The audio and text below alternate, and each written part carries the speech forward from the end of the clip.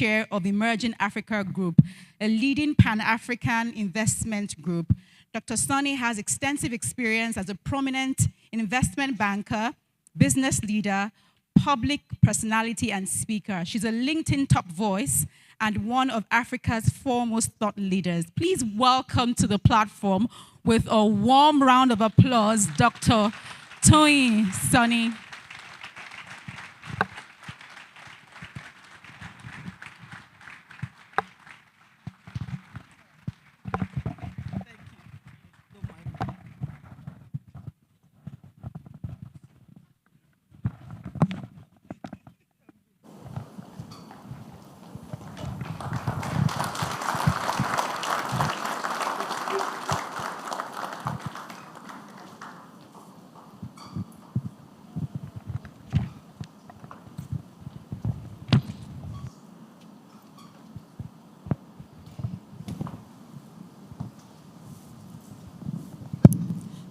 Good morning. Good morning. Good morning, distinguished ladies and gentlemen. It's such an honor and a blessing to be here at Nigeria's foremost platform for the discourse of national issues.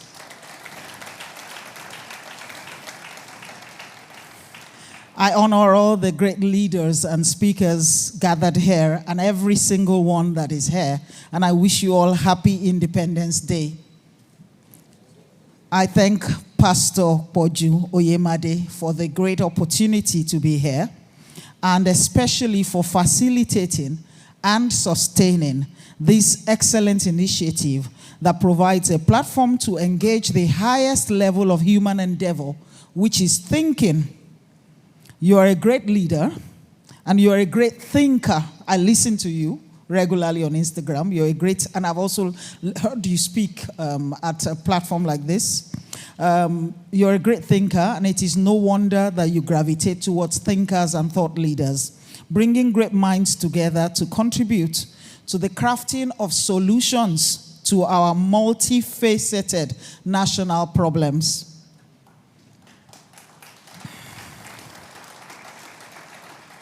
I am really honored, and briefly, I would like to contribute my quota to a topic of great significance on a challenge which continues to bedevil our beloved nation, Nigeria, today on its 64th Independence Day, even as it has for almost 6.5 decades now.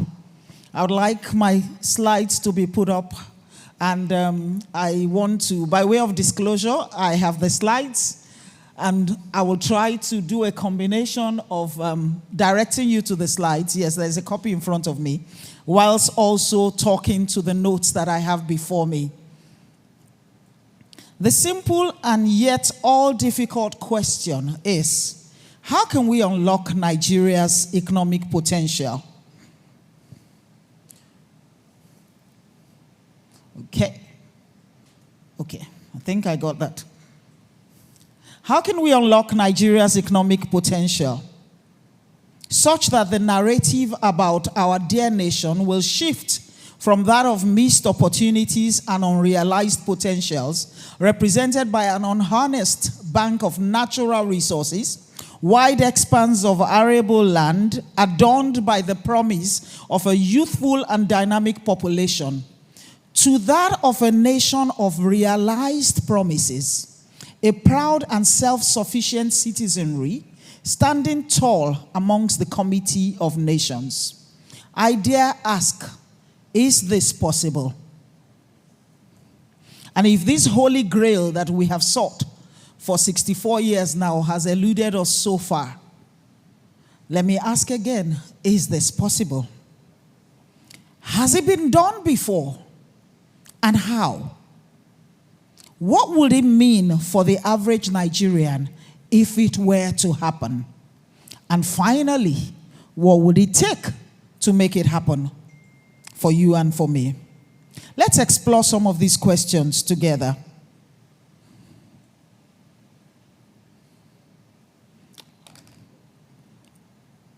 So first, what we're seeking to do, which is to unlock the economic potential of Nigeria, has it been done before? Nigeria, with a population of over 200 million and abundant natural resources, has been compared to structural peers like Brazil, Indonesia, and Malaysia.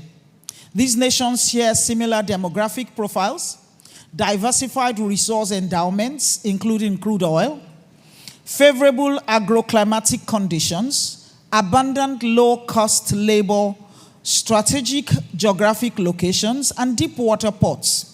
Whilst in the early 1970s, Nigeria's living standards were comparable to these countries, since then a significant divergence in economic performance has occurred, with Nigeria now lagging far behind these erstwhile peers. A closer examination of GDP per capita, economic growth rates, and poverty levels highlights Nigeria's missed potential. Countries like Indonesia have made substantial strides in reducing poverty and unemployment through, remember the question we're asking is, has this been done before? Through industrialization and infrastructure development. In contrast, Nigeria's economic performance continues to lag behind, despite its vast oil wealth and youthful population. While oil exploits dominated merchandise exploits in all three countries until the mid-1980s, their participation in oil exports significantly declined by nearly half in Malaysia and Indonesia in the years that followed. In contrast, Nigeria has continued to rely heavily on fuel exports, with our contribution remaining consistently high. Indonesia, for example, with a comparable population size and natural resources, has a GDP per capita of $4,941, more than double that of Nigeria's $1,600. Brazil, with similar agricultural and energy resources, has a GDP per capita of $10,000. This disparity highlights Nigeria's struggle to turn its natural wealth into broad-based economic growth and prosperity.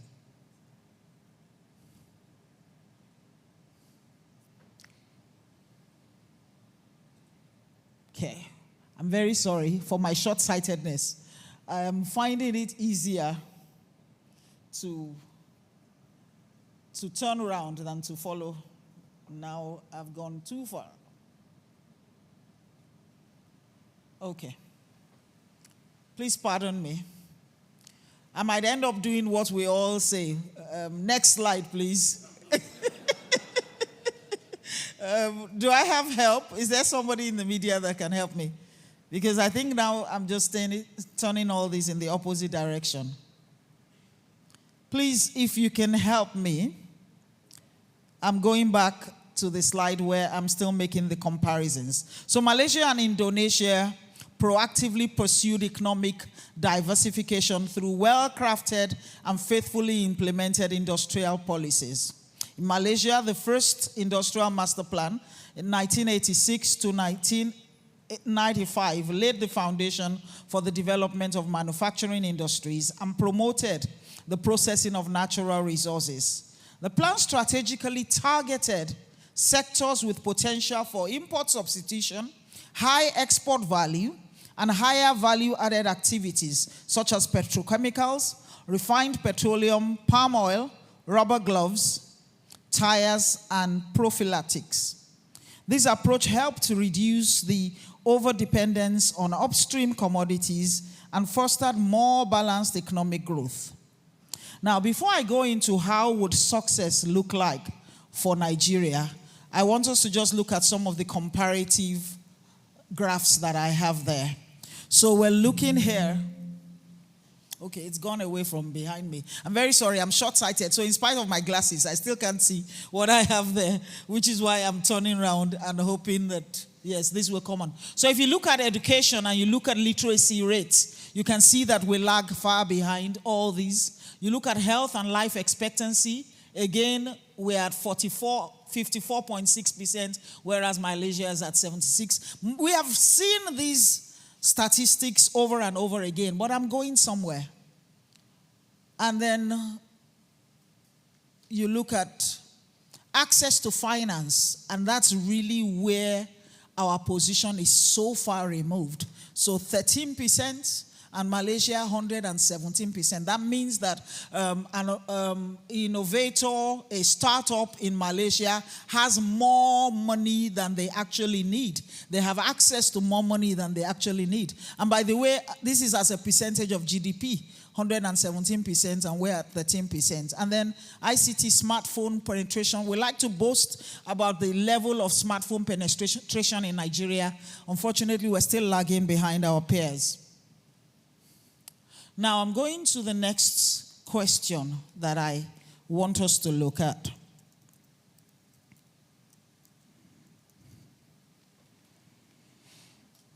Is there a Nigerian dream? How would success impact the life of the ordinary Nigerian? So I'm asking you this question. Is there a Nigerian dream? You know, I was in the US earlier this year, and I was actually invited by the American Dream. I don't know why they thought I had an American dream. I'm not American, but I was invited by, there's actually an institute in charge of the American dream. And their job is to study whether the American dream is growing or it's receding, and what exactly they can do to make the American dream a reality for Americans. So the American dream is a real project. And they asked me to give, I gave an interview, and they asked me what my American dream was. And I had to find, but the point I'm making is that this is a country that everybody envies for so many reasons, and yet they are actively committed to making things better for their people. So I want to ask again, is there a Nigerian dream? The Nigerian dream would be the innate belief in the right of every Nigerian to aspire to attain financial success on the assumption of the existence of equal opportunities and meritocracy. If it exists, it would be somewhat like the American dream, a national ethos of the United States that states that every person has the freedom and opportunity to succeed and attain a better life for themselves. Can we say that right now about our nation? The concept of a Nigerian dream is elusive, but if it exists, it is likely tied to economic opportunity, social mobility, and personal achievement, similar again to the American dream, but shaped by Nigeria's unique challenges. You know, when I was growing up in this country, I watched a lot of television. And now we still watch a lot of Nollywood movies. And if I were to craft the Nigerian dream according to Nollywood, and I'm coming back to a point that you made, sir, which is that we have to pay attention to the things that we had not paid attention to before.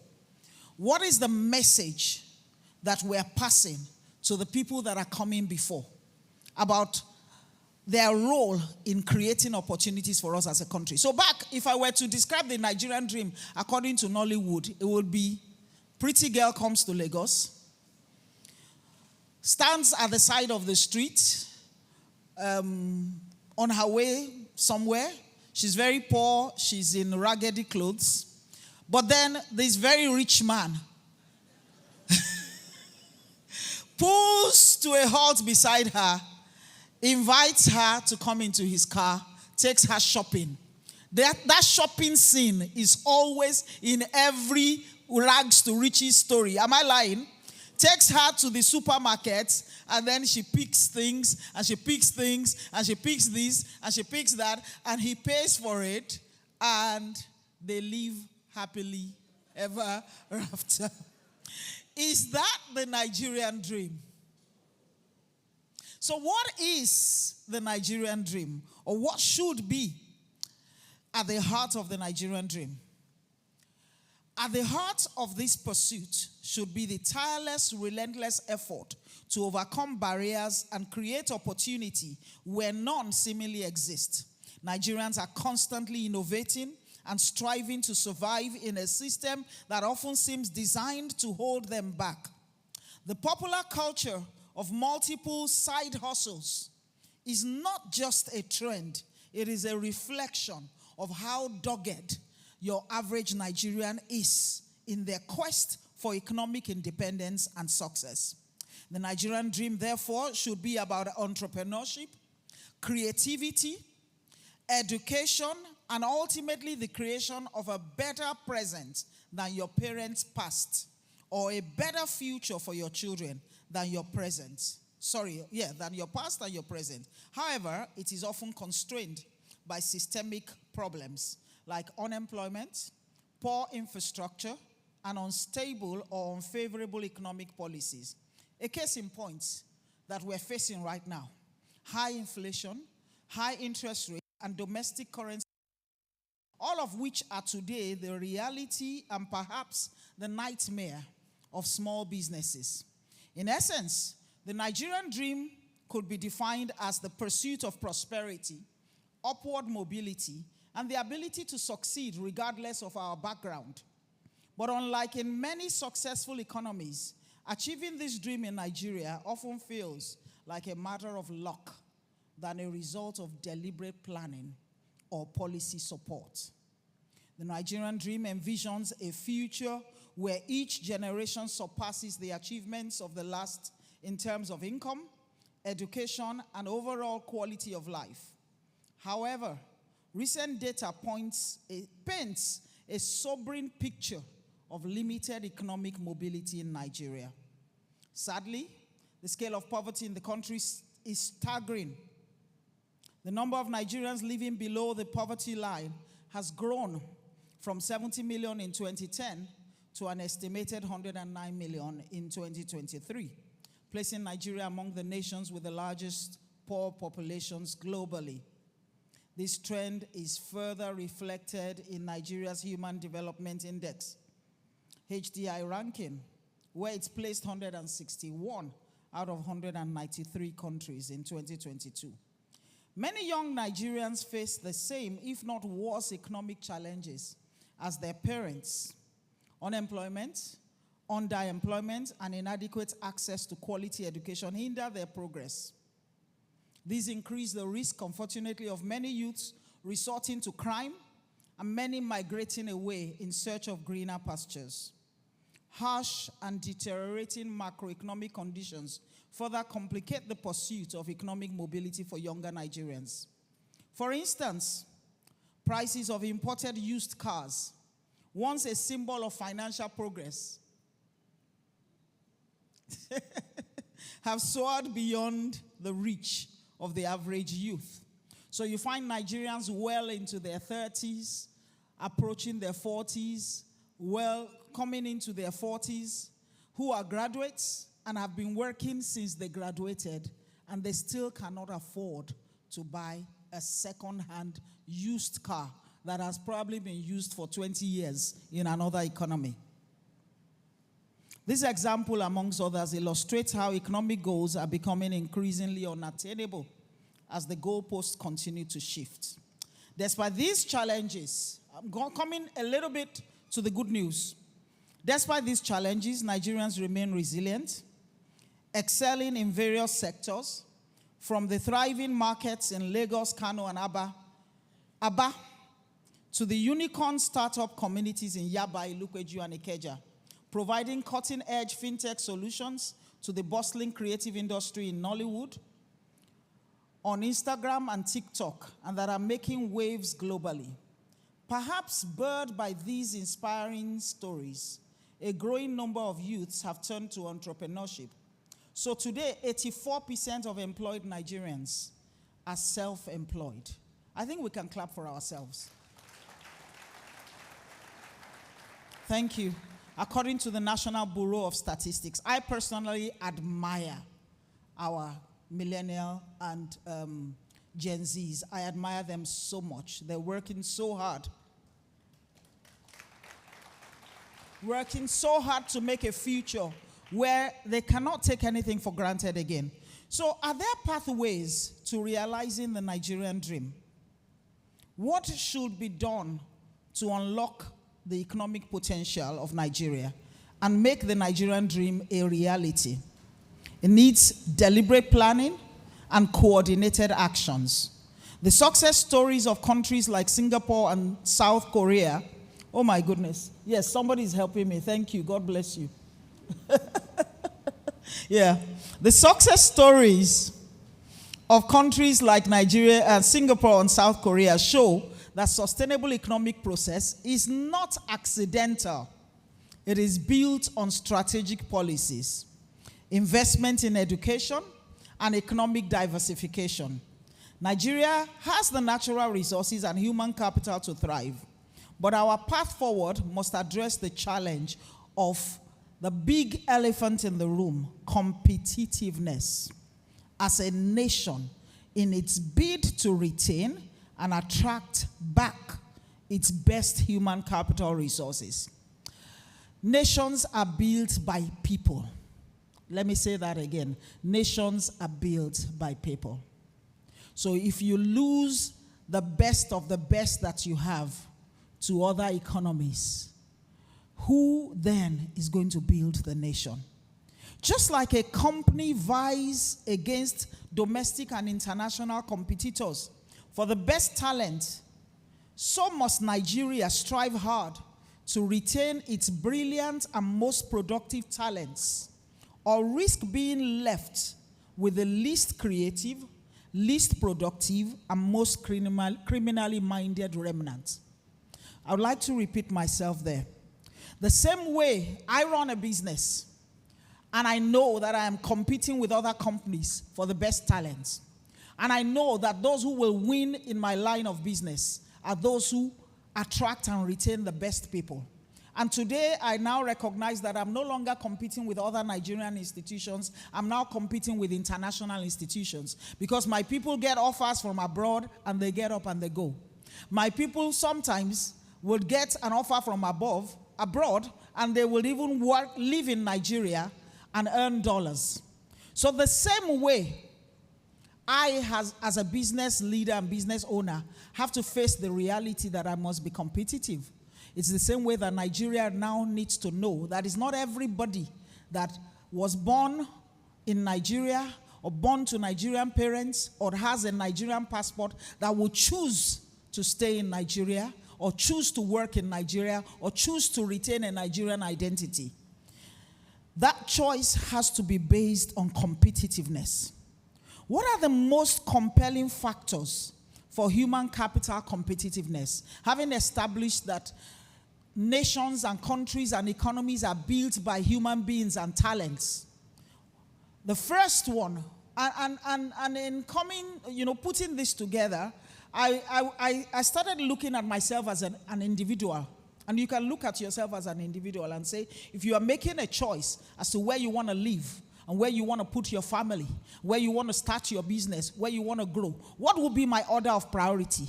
Number one, security. I will not go where I don't feel safe. So, unless and until we fix our security challenges as a nation, we have not even begun on the journey of competitiveness as a nation. So, security of lives and property, the beginning of the Nigerian dream, and to reverse the massive brain drain and Jackpot syndrome, has to be security. Can our people be made safe again in our territory? Can our children be safe again in our schools? Can our streets be free of robbers and kidnappers? When I move away from physical security, the next thing will have to be food security and primary health care. Presently, not just our present is threatened by poverty and lack of food security. Unfortunately, there are huge implications for our future. 1 in 3 Nigerian-born children under the age of 5 is stunted physically and intellectually due to malnutrition, according to UNICEF. Similarly, and our convener mentioned the issue of productivity and national productivity. Similarly, a child born in Nigeria, according to UNICEF, as at 2022, is 36%. It's going to be 36% as productive as a child born in more developed and supportive environments. For me, that's a big shock. So if you give birth to a child in Nigeria, no matter the genes they inherit, no matter how hard they work, they have 1/3 the productive capacity of a child born in the more supportive economies of the world. So they are, look at it this way, they have 10 fingers. 7 fingers have been crippled and made unproductive for reasons that have nothing to do with the child or with the parents of the child. That is scary. The next thing is education. So after you are safe and you have been fed, the next thing you look at is education. It's a critical tool for breaking the cycle of poverty and achieving social mobility in Nigeria. For many families, investing in education is seen as the primary route to a better future. So my father was born into a family, polygamous family, very, very poor family in his village. And he got to go to school because he was a son and the first son. So the family had to ration resources and decide who will go to school and who will not go to school. And that singular decision of giving him an education made a difference to his lifestyle, made a difference to the lives of his children, made a difference to the lives of his children's children. But do you know that increasingly, unfortunately, education is no longer that differentiator that it used to be in Nigeria? Because you now have people who graduate and go out of school, and years and years and years, decades after, there is no difference to their life. What can actually make the difference? And that takes me to the next point: social mobility. This refers to, oh yes, by the way, 20 million children out of school. The figure has increased since 2022. 20 million children out of school in Nigeria. Third largest in the world. Unfortunately, the other economies that came first and second are economies that are multiples of our size. So if you're looking at it as a proportion of the number of children, we're actually number 1 in the world in terms of children out of school. Now, let's come to social mobility.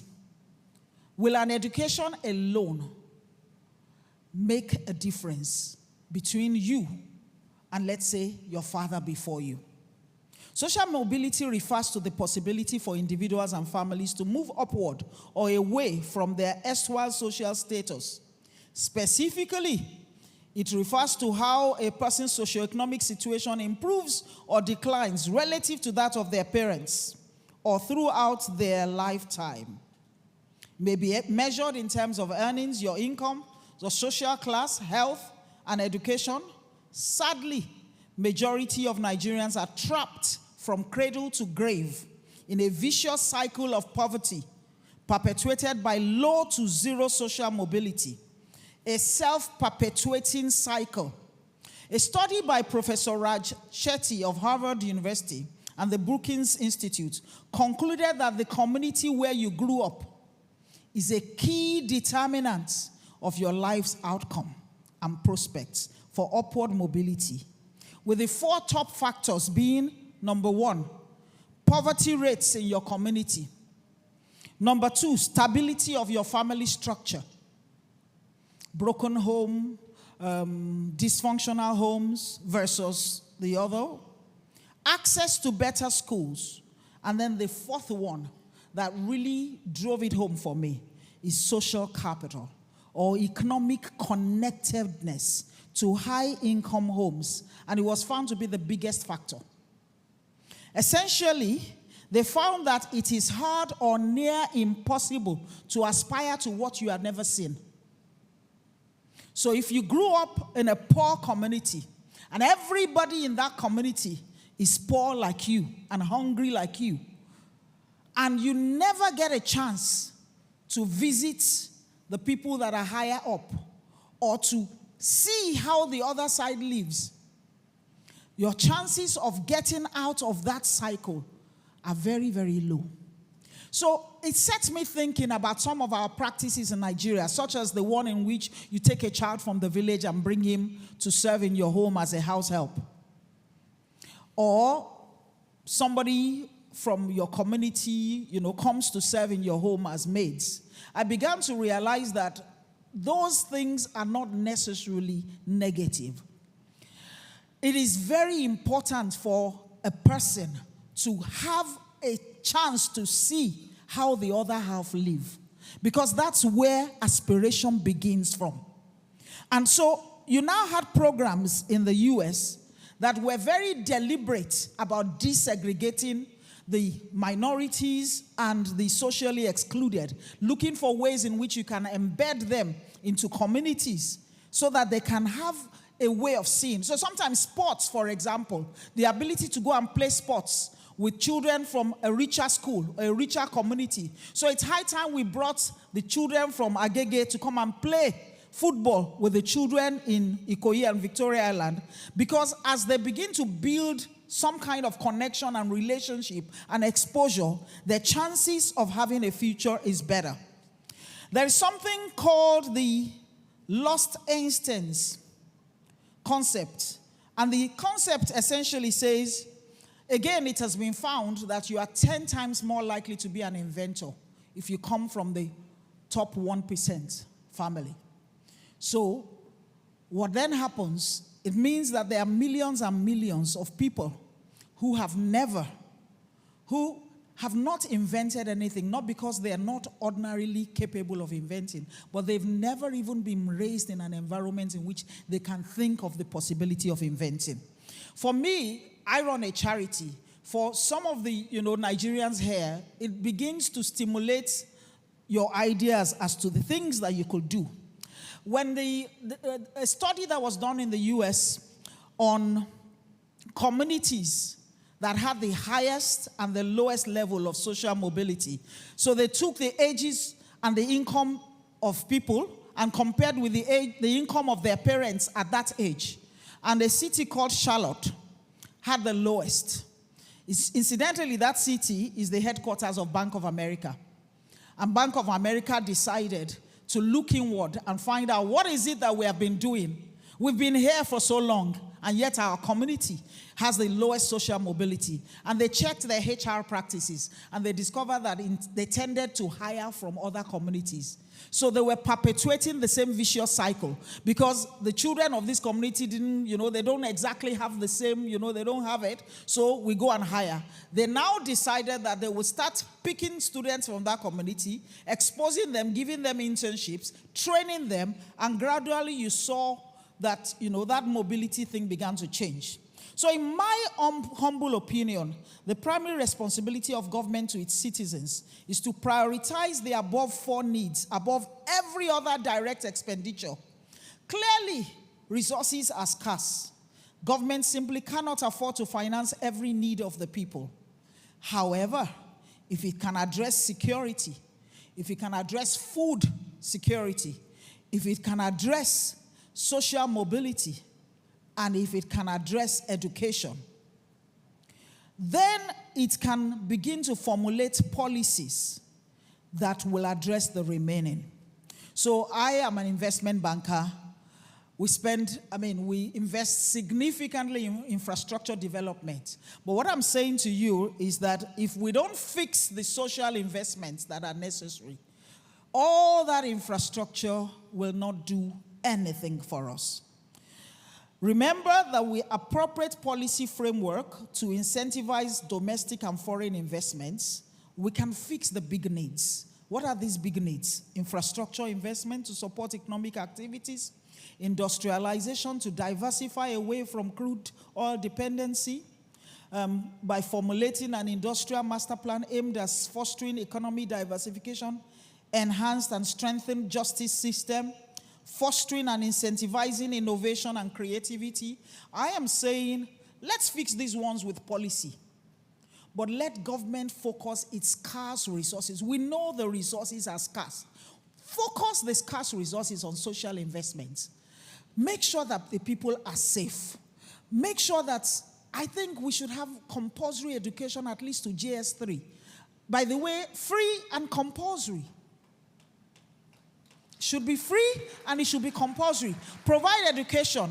Provide the social security. provide a sense of safety, and provide social mobility. Go into communities and begin to, implement programs that can desegregate and mix the people up a little bit. And we also, who are in the private sector, I gave the example of Bank of America. We, the companies, we who are in the charity, who run charities, can do the same. If we work and we focus attention on these things, we create an environment in which then we can attract investments from outside. In conclusion, with proper planning and long-term vision, Nigeria can create an environment where success is not left to chance, but fostered by policies that encourage entrepreneurship, innovation, and economic inclusivity. Generational income growth is driven by several key factors, and these can be consciously developed with political will and sustained effort. These factors once again include education, access to capital, social mobility, meritocracy, and equal opportunities for women, youths, and those from poor households. Infrastructure development addressed largely through policies that will encourage private sector investments. Innovation and technology, encouraging innovation, particularly through technology, can be a major driver of economic growth. Countries that invest in research and development and provide infrastructure for tech startups see higher rates of entrepreneurial success. And finally, policy stability and good governance. A stable policy environment encourages both local and foreign investments, which are crucial for economic growth. Corruption, policy inconsistencies, and political instability have historically undermined Nigeria's economic progress. By addressing these factors, our nation's families can create a foundation for consistent generational income growth, allowing each successive generation to build on the achievements of the previous one and drive sustainable economic growth. As I close, I want to go back to a very important point that our convener made when he introduced this event today. It is not that the poor are not working. It is not that they're not earning. It is not that they're not saving. It is that nobody has taught them what they should be saving in, where they should be directing their investments to, which communities they should be mingling with, which kind of schools they should be looking to get their children, attend. In closing, I remember when I was raising my children. By the grace of God, my youngest is 26, so I've done a good job so far. Thank you. When I was raising my children and I would go for their open day, after looking at their work, I would pick subject by subject and I would say, who is leading the class in this subject? And then my child will say, Tolani. And I will say, is she your friend? Child is, I said, so who is your friend? She will name, I say, when next I come to school, you and Tolani must be besties. I'll go to the next topic. Who is leading this class?